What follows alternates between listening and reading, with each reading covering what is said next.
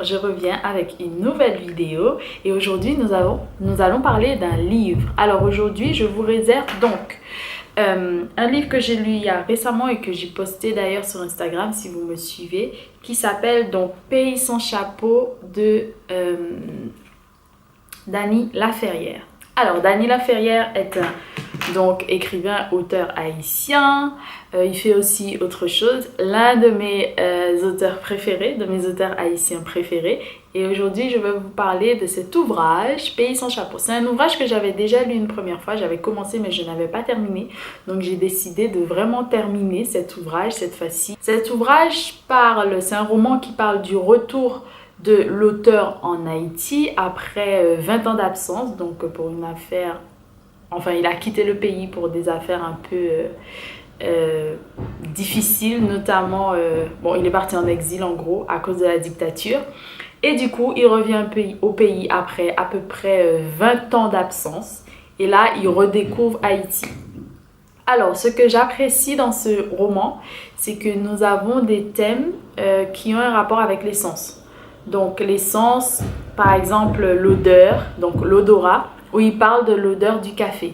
Et ça, c'est magnifique parce que même moi, j'ai des souvenirs vraiment merveilleux avec cette odeur du café qu'on a grillé peut-être la veille ou quelques semaines avant ou le week-end avant et qu'on prépare le matin et cette odeur vous réveille. Vraiment, c'est une odeur merveilleuse, formidable. Alors, donc, il était parti aux États-Unis, Miami et aussi...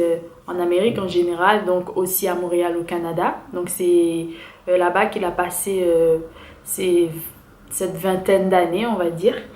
Et il revient et il nous raconte tout ce qu'il redécouvre. Donc comme je vous disais, l'odeur du café qui reste le même, qui reste des souvenirs vraiment bons, agréables. Il parle aussi de ses amis qui lui sont restés fidèles. Donc il y a deux amis, ils étaient trois. C'était les trois compères, on va dire. Et puis il revient, ils sont toujours là. Il y en a un qui est un peu mal en point, un autre qui a quand même bien réussi sa vie, etc. Et il nous raconte comment cette fidélité est encore là, cette amitié et cet amour est encore là. Il vit avec des femmes uniquement autour de lui. Il a la mère, des tantes, des choses comme ça. Et c'est merveilleux comment il parle de ces personnes. On a des descriptions vraiment formidables quelquefois, notamment ce qu'elles portent. Et je trouve ça bien. Aussi la carnation, la couleur de la peau, etc. Des choses drôles parfois, mais qui font plaisir à entendre et qui, pour moi d'ailleurs, qui me rappellent les descriptions en général que nos parents ou notre famille font de nous, de nos cousins, de la famille en général.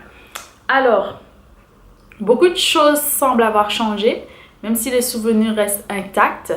Donc, on parle de personnes qui ne sont plus les mêmes. Donc, quand on rencontre une personne, est-ce une vraie personne? Donc, d'autres thèmes vont se mélanger à ce genre de choses. Donc, on va parler bien évidemment de tout ce qui est mystérieux. Les zombies, est-ce que ça existe vraiment? Une personne qu'on va rencontrer de jour ou de nuit, est-ce que c'est vraiment une personne? Donc, j'ai trouvé ça très intéressant, qui est très présent dans la culture haïtienne notamment. Nous avons aussi... beaucoup de choses qui ont un rapport avec la vue, comme j'énonçais les sens.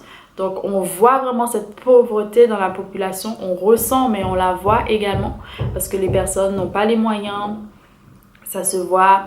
On parle aussi de l'univers avec ce qui me frappe notamment, ce sont la façon avec laquelle nous vivons. Nous vivons en fait avec les déchets là-bas, quelquefois et ça ne nous dérange pas plus que ça. Et voilà. Comment on traite nos déchets, etc. Ce qui devient très important parce que n'oublions pas que notre planète elle est un peu en danger, carrément en danger, donc on devrait faire vraiment plus attention et alerter. Le titre de l'œuvre qui est très important aussi, Pays sans chapeau, donc comme vous le savez en Haïti, Pays sans chapeau ça représente la mort de l'autre côté. Donc à la fin du roman il va parler de ce pays sans chapeau et aussi comment on fait pour traverser de l'autre côté. Est-ce qu'on peut y revenir, etc. Il y a des thèmes vraiment très intéressants pour moi. On n'a jamais vu quelqu'un vraiment retourner. À la fin, pour moi, ça ressemble un peu à une nouvelle fantastique parce qu'il parle de nos dieux. Donc les dieux vaudous, les lois, comme on les appelle. Et comment ils peuvent vivre. Donc est-ce qu'ils vivent vraiment comme nous? Est-ce que c'est très différent? On a un peu, pour moi, ça ressemble vraiment à une nouvelle où on va nous expliquer, donc c'est l'une de ses interprétations selon le roman où il a passé le cap, où il a changé de monde et il nous explique ce qui se passe là-bas et ce sont presque les mêmes choses que sur la terre des vivants, on va dire. Donc la jalousie, paternité, amour, rivalité féminine, etc. Je trouve ça vraiment très intéressant et bien sûr je recommande cet ouvrage qui vraiment me fait retourner aussi dans les rues du pays, de la ville. Donc on a Port-au-Prince, on énonce d'autres villes, Matisson, Béné, on évoque beaucoup de villes en fait ou de quartiers et c'est très intéressant pour moi et c'est une façon non seulement de les imaginer mais aussi de les revoir dans la tête si on a été là-bas, si on est passé par ces routes, ces chemins, ces villes, ces communes. Donc pour moi c'était vraiment très intéressant de rentrer encore dans son univers et puis qu'est-ce que ça fait lorsqu'on revient au pays après tant d'années, qu'est-ce qu'on ressent vraiment. Qu'est-ce qui nous tient à cœur le plus? Qu'est-ce qu'on va voir en premier lieu? Qu'est-ce qu'on mange en premier lieu? Tout ça, donc ça me rappelle aussi mes voyages, même si, voilà, c'est pas 20 ans après, mais ça me rappelle quand je reviens au pays. Qu'est-ce que je fais en premier lieu? Qu'est-ce que vous faites vous aussi en premier lieu? Est-ce que vous avez lu cet ouvrage? Qu'est-ce que vous avez ressenti? Donc j'aimerais avoir vos retours sur ce genre de questions, ce genre d'état d'esprit que vous avez lorsque vous revenez au pays. Je vous embrasse très fort et je vous dis à bientôt pour une nouvelle vidéo et j'espère que cette vidéo vous aura plu. Je vous embrasse très très très fort. À bientôt. Bye.